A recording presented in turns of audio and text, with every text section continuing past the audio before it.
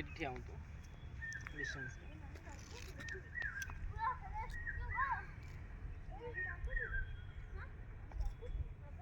बाबा हिमेश्वर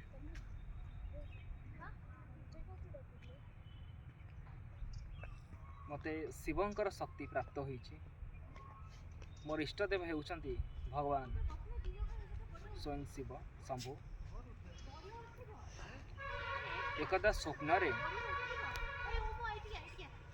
मते शिवंकर दर्शन मिलिथिला एवं स्वयं शिव शंभु मो ना हिमेश्वर नाम रे नामित कराइथिले।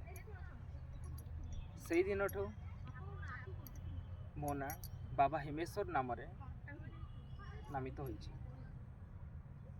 एठी मु छोट बेलू मेडिटेशन जारी करी आछि। और ये जगह हेउछि कटकर महानदी पठार स्टाडियम ठू 24 किलोमीटर दूर अवस्थित। यहाँ को मो आश्रम अच्छी। जो शिलाटी देखुंट ए शिला अत्यंत दुर्लभ शिला जहाँकि शिवशक्ति नाम नामित कराई। प्रचंड शक्तिर अधिकारी एठारे बसी जेकोसी व्यक्ति ध्यान रे मग्न रहती सेमानंकु शिवंकर दर्शन लाभ होता है। शिवंक कृपारू तांकर समस्त मनोकामना पूर्ण होता है। ये जगह अत्यंत दुर्लभ एवं प्रशस्त एवं शक्ति संपन्न शक्तिशाली जगह अटे।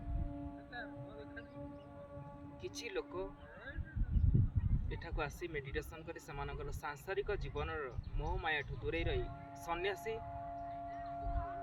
धर्म रे अवलंबन अच्छी बा सन्यासी धर्म ग्रहण कर। संसार रोची सत मु सन्यासी मु गृहस्थ फिर भी मु लोकों को सेवारे मग्न अच्छी।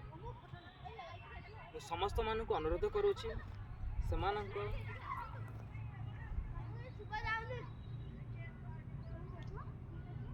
ऑफिशियली तो सेमानकर ड्यूटी सारी तो सेमानकर कर्तव्य जब मुक्त हेबे तो फ्री टाइम रे एठी आसी मेडिटेशन करंतु ध्यान रे रुहंतु शिव को आराधना करंतु। यह करिया द्वारा सेमानकर समस्त मनोकामना पूर्ण है। स्वयं शिवलोक रे वास करिवे मृत्यु पर।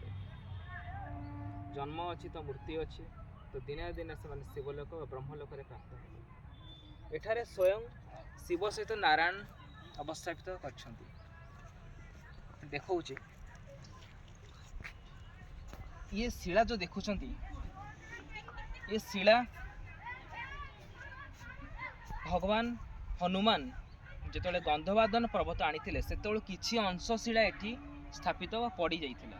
याकू सरकार अवहेलित जोगु यह संपूर्ण रूपे कार्यक्षम होना फिर भी ये शिला किसी लोकों जोगु ये शिला एबे भी सुरक्षित अवस्था अच्छी।